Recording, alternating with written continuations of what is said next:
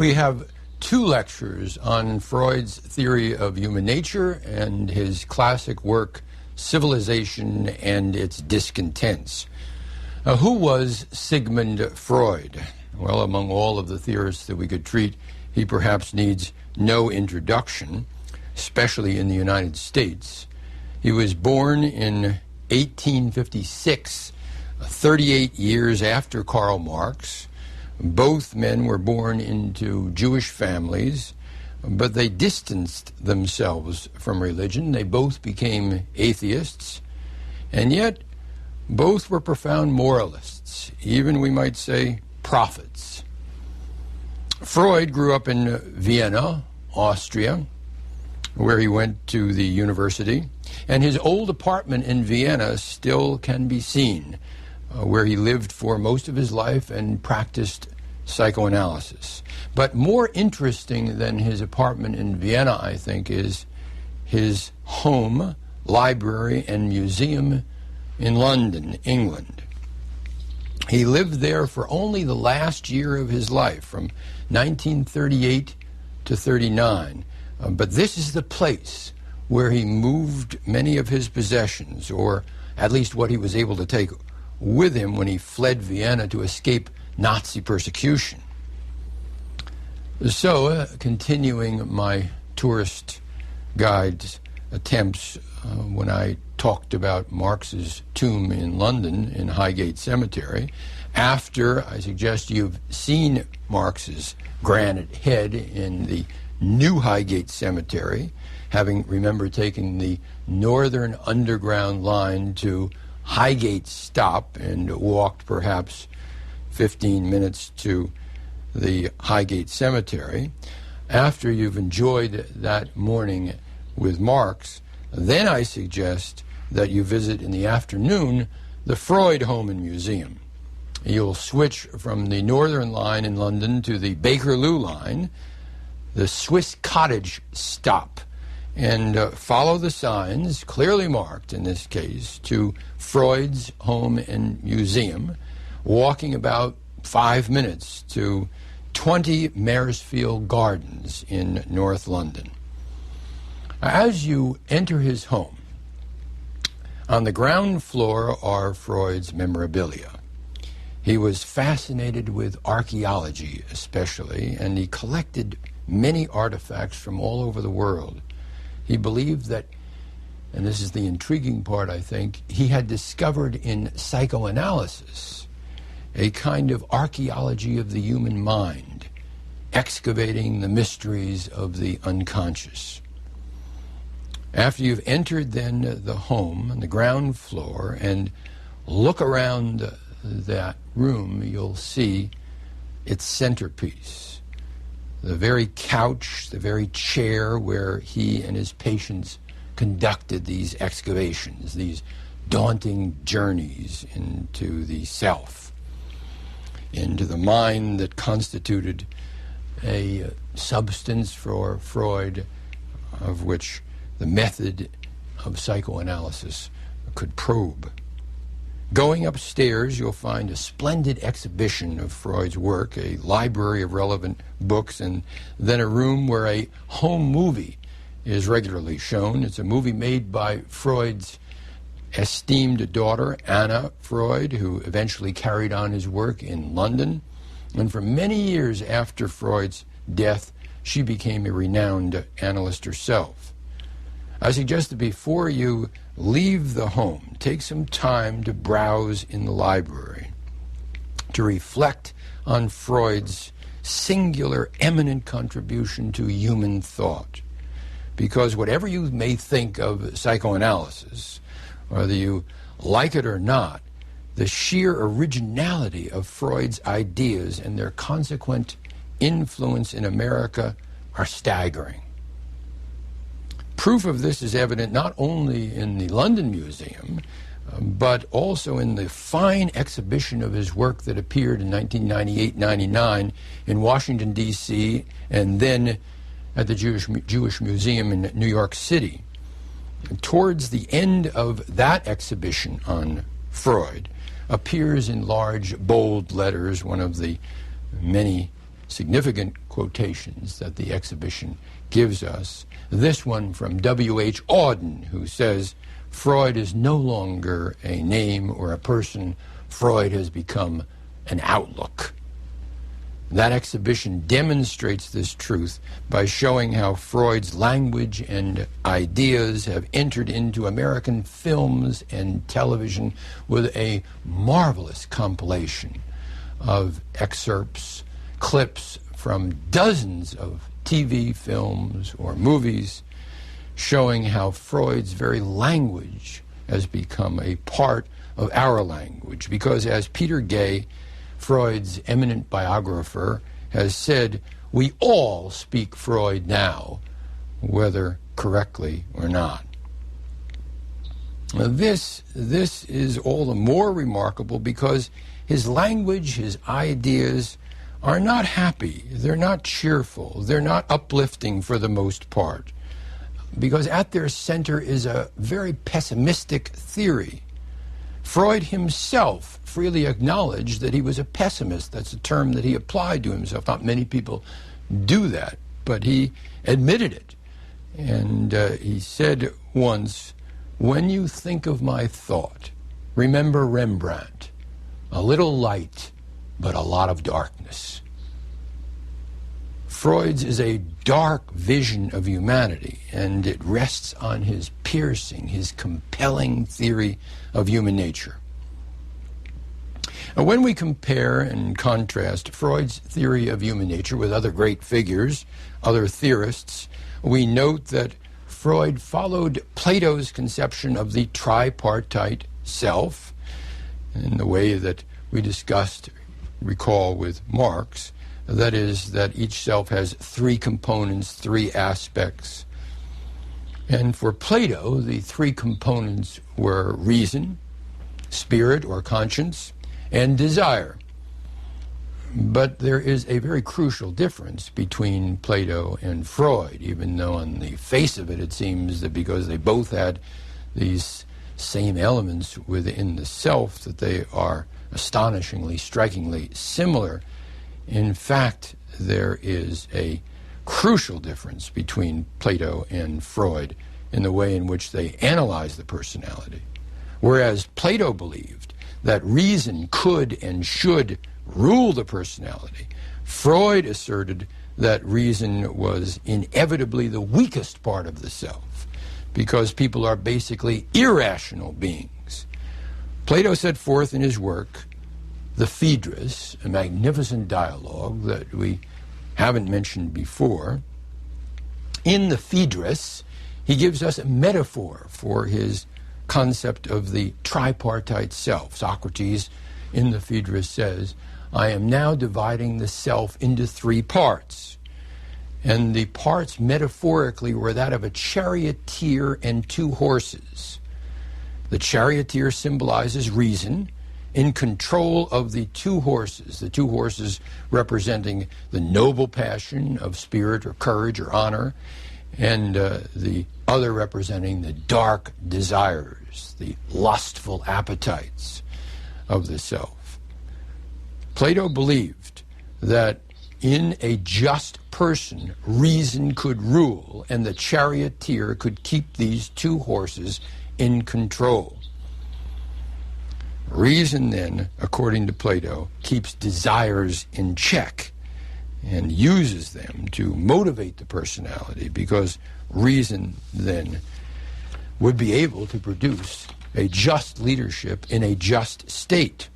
Now, Freud deemed all of this wishful thinking. He disagreed with Plato completely on it because from Freud's point of view, this sort of rationalism didn't rest on a knowing view of the self.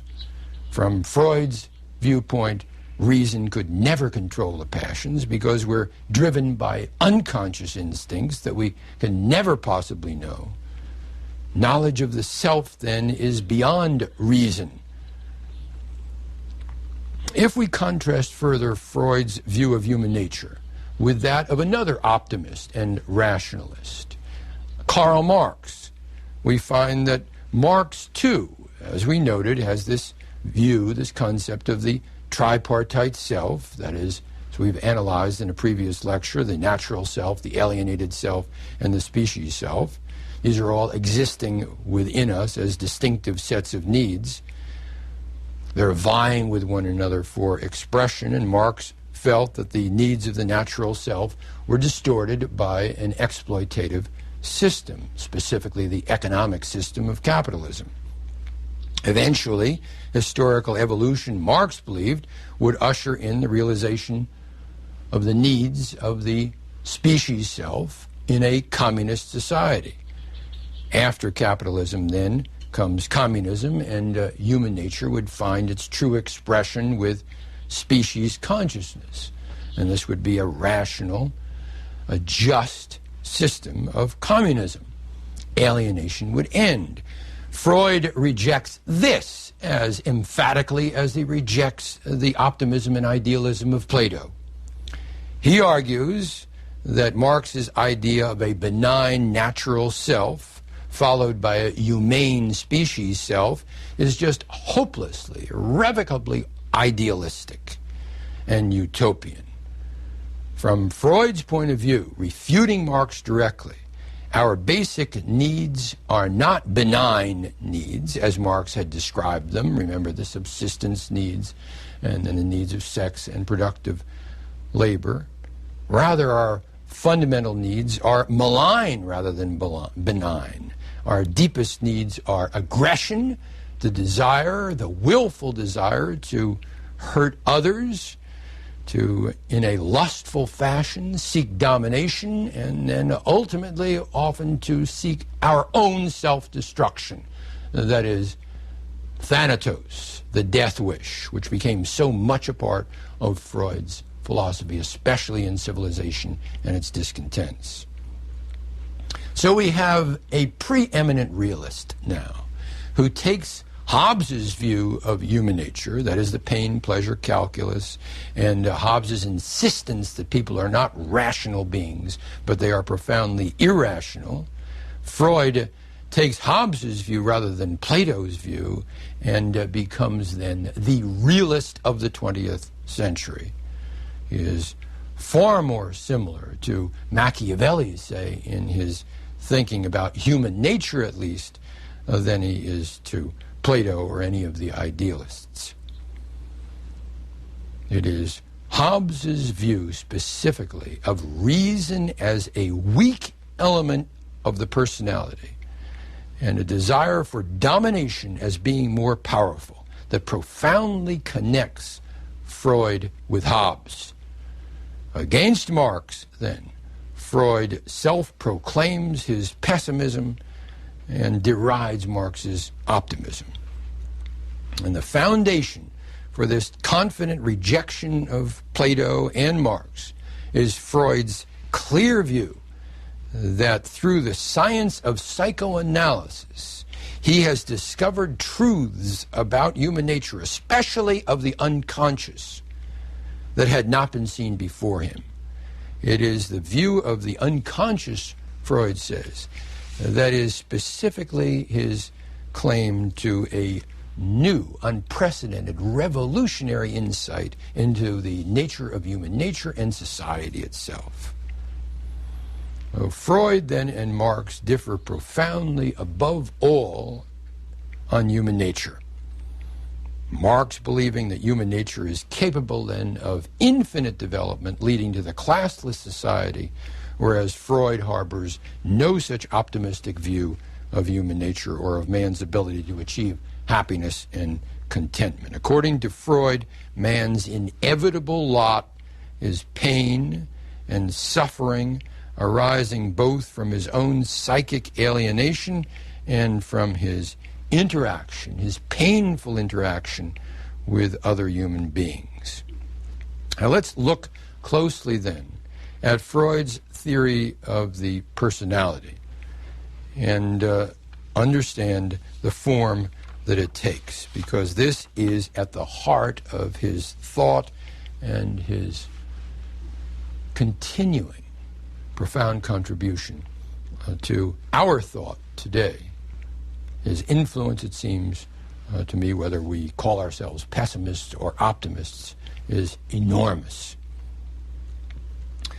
Remember that Marx's concern was with the cash nexus. We might say that Freud's concern is with the bash nexus, that is, the forces not of money but of aggression. Freud, in his new introductory lectures and elsewhere, outlines his theory of the tripartite self. And as we examine this, let us note the systematic nature of it, the way in which Freud ingeniously and in the most original way puts together a contribution to a philosophy of human nature that we certainly have not seen before, either in political or in social theory. First of all, in terms of our tripartite self, there is the id. The id Freud defines as a bundle of instincts aimed at gaining pleasure and avoiding pain. Unlike Marx, Freud believes that this natural self, this bundle of instincts, is and always will be dominant because it exists as the unconscious part of our personality. And we'll want to emphasize the unconscious nature because Marx nor Plato had any idea of an unconscious self. This is truly Freud's discovery. The id is then the reservoir of the unconscious. And when he describes the id, he calls it a cauldron of seething excitations. It's always bubbling there within our self, demanding expression.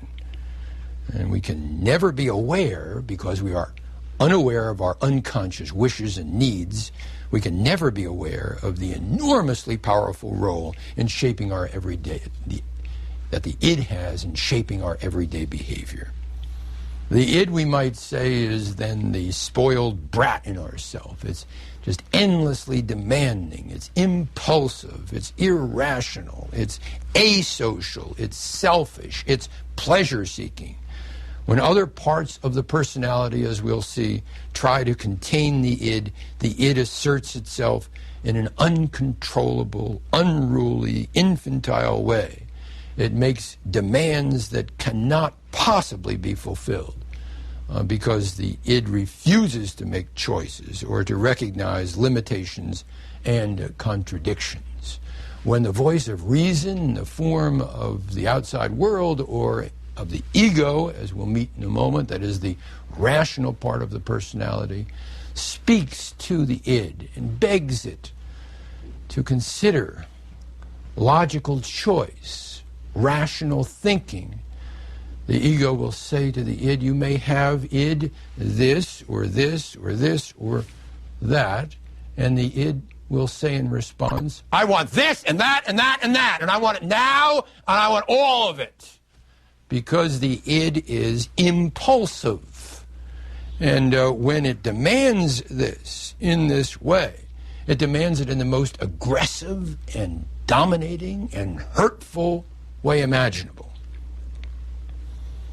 From Freud's point of view, sex and aggression are fused.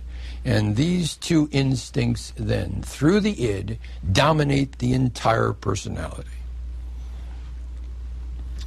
Between the two, sex and aggression, as we'll see when we get to civilization and its discontents, Freud places most emphasis on aggression, on the instincts then of thanatos, that is, these dark, self-destructive instincts that cause us to inflict harm on others, but also harm on ourselves, and we will derive pleasure from those instincts. Now, the second part of the personality, after the id, the least powerful part of the personality, from Freud's point of view, yet the most powerful part of the personality, from Plato's point of view, is the voice of reason. From Freud's viewpoint, this least powerful part of the personality, the ego, represents then common sense and moderation, appealing to the superior power of the id, begging the id, please listen to reason. The term ego is misleading, I think, because we tend to call a person a big ego, meaning that he or she has an inflated view of himself or herself. In Freud's theory, the ego is not the proud, inflated part of the self that this big ego suggests at all. The ego, from Freud's perspective, is cautious, rational. It's a voice of common sense that tries to restrain both the id and the superego from their irrational threats of domination. If the id is guided by the pleasure principle, then the ego follows the reality principle because it's turned toward the external world, Freud says. That is, it must consider the demands of the external world or of objective reality. And so we might say that if the id is the brat within us, the ego is the wimp within us, or the wuss within us, to use our latest language. It's reasonable, it's modest, but it's weak, it's ineffective. It's hopelessly incapable of containing the demands of the superego. And it struggles desperately, as Freud says, against the id. It has, Freud indicates, three masters. The ego must answer to the id, to the superego, the third part that we're coming to, and to the real world. Must do this by mediating between the wild and wishful dream world of the id and the restraints imposed by the two others. The ego then is the broker, the negotiator, the conciliator. When the id makes its incessant, its insatiable demands for sexual gratification, for total domination, the ego attempts to assert control. But in this task, the ego is hopelessly embattled and besieged. This is the phrase that Freud often associates with the ego, while the id is this seething cauldron of excitations and instincts demanding satisfaction. The ego is embattled and besieged. He often says, poor ego. Is completely, then, outdone by the superior powers of the other two parts of the personality, the superego and the id. It calls for help from anywhere it can get from the outside world, but especially from the superego, to try to resist the demands of the id, but it's usually punished for it. Now, the superego, the third part of the personality, is like the id in one key respect. The superego is totally irrational, but in all other respects, it is unlike the id, and it represents the id's main adversary within us. That is the other source of the internal conflict in our incurably, hopelessly, irredeemably alienated split self. The superego is more powerful than the ego, but it's less so than the id. And if the id is the brat and the ego is the wuss or the wimp, then the preacher is the superego. That is, the superego is the stern parent of ourself, our conscience, our sense of guilt, which sets impossible demands of moral influence and of moral perfection. It's shaped by parental training, whereas the id is comprised of inborn instincts. The superego is developed after birth by socialization from parents and from society. The superego has two distinct parts, the conscience and the ego ideal. And the ego ideal being that standard of internalized perfection that parents, for example, will tell their children. Certainly you can get a 100% score or a perfect mark on a test or on an exam, whether an SAT or LSAT exam, all these standardized exams, insisting on absolute perfection. And the child will respond saying, well, I'm not sure, speaking through its ego, whether or not that's reasonable. And the parent will say, of course it's reasonable. You, after all, are a reflection of me, aren't you? That's the way the superego works, insisting on irrational, impossible standards of perfection. The superego then punishes with guilt, and it also can reward with gratification if you strive to meet its unreasonable and unreachable expectations. In these respects, then, the superego often opposes both the pleasure principle and the reality principle of the id and the ego with the morality principle, calling especially on religion to reinforce it. It is no wonder, as Freud says, that in view of this terrible problem that we have of this split personality, that life is not easy. And we find the drama playing itself out of the suffering of life in civilization and its discontents. Now we'll turn to civilization's discontents now for the last few moments of this lecture, and then we'll pick up the main body of civilization's discontents in the next lecture. Freud, at the beginning of Civilization and Its Discontents, tells us that life is suffering. And he says that while we strive for happiness, in fact, happiness is very hard to come by. Our purpose in life, he says at the beginning of the book, is to maximize pleasure and minimize pain. But this is not very easy to attain because there's a problem. The problem is that we can only experience happiness in contrast to unhappiness, and it's unhappiness that is far more frequently experienced than happiness ever could be. So we're so made that we need unhappiness in order to enjoy life, and therefore we are plunged so often in a state of disquiet, distress, dissatisfaction. He talks about us being threatened with suffering from three directions, and we'll be discussing this much more in the next lecture on Freud. But the three directions are, first, from our own body, that is, from our own physical decay, our own mortality that we must experience as we grow old. Second, he says, from nature, that is, from accident, chance, from that external world, from what we might call the slings and arrows of outrageous fortune.